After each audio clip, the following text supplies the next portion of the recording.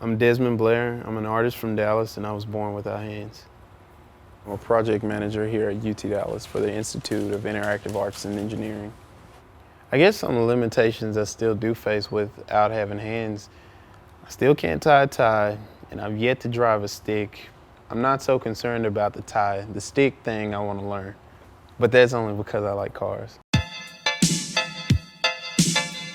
In terms of my artwork, I actually did have issue with the level of precision I was able to get in high school. Some of the guys that make prosthetics for Texas Scottish Rite Hospital, they created a table for me that uses electromagnets, and it would hold like a T-square and a triangle.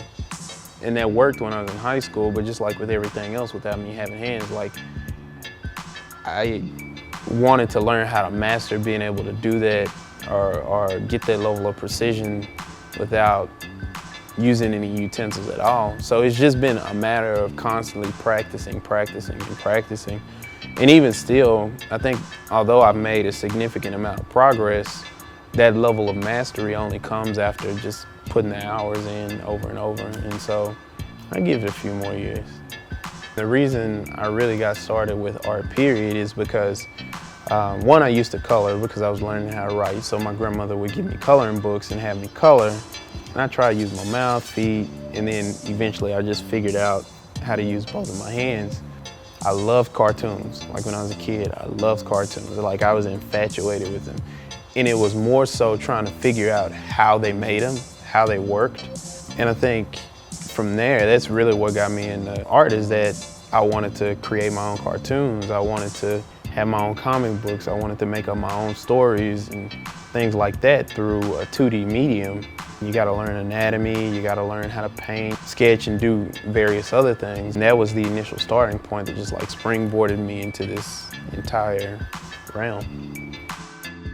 What I like about the space that I work in is typically it's quiet here. I come in here on weekends, or I come over here after I get off of work, so I can turn my music on, turn my headphones on, and it's kind of like it gets you away from the hustle and bustle of the rest of the world, so I can really just kind of come over here, clear my head, create at the same time, and just really just relax and zone in to what it is I'm doing. One thing I wish I had access to, I wish there was a bed here, because honestly, because I work in this studio, I envision someday having a house where there's just like this big open studio. I can go upstairs, crash for a little bit, come back down, you know, and just kind of get to work, because sometimes my inspiration doesn't come at 5 o'clock when I get off of work. Sometimes it comes at 1 a.m. And I think that's how creativity works. And even if it's just to be able to get that initial thought out of your head, ideally I would like to fuse both spaces so I could do that.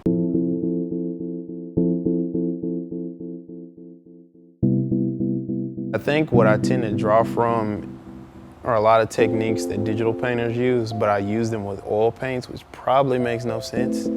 But I think it's the fusing of those mindsets, adapting what I've learned works in a digital medium, and then actually reproducing that in a traditional way. So even with the way I think in terms of like how I'm gonna layer my paint, how I'm gonna blend my paint, the brushes I use and things like that, I think overlaps with the techniques that digital painters use. It's probably because I do traditional stuff, but I also do digital stuff, and digital is part of what I went to school for. But I do the traditional stuff because there's something long lasting about it, you know? And because we're engulfed with so much digital around us, you know, everything is changing. Being able to have something authentic, have something that you can touch, it still has a sort of value to it. Definitely with traditional art, the stakes are a lot higher. There is no undo button. So a lot of times, and this is part of the reason I use oils, is because I like to think my way through a piece as I'm working on it. A lot of times you run into those spots in a painting where it's like, I got one time to do this. And if I don't nail it or get it right on this one time, you know, it'll throw the whole piece off.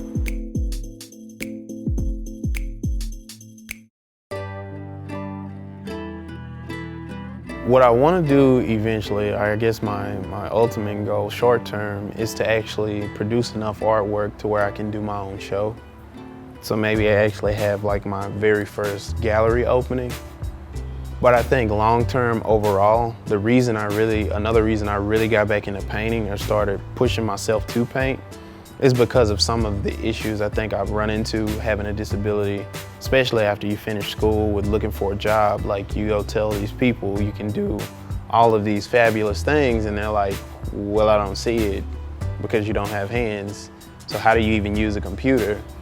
And so part of the reason I paint and will continue to paint and will continue to get better at painting is just to prove that, you know, just because somebody has a disability, what people call a disability, or they're born different, it doesn't mean they're limited in what they can do. That's actually, I guess, kind of what drives me, is to continue producing as much work as possible, but not just crank and work out, but to get better and better with each piece, you know, because I know there'll be somebody coming along behind me that'll have to deal with the same things.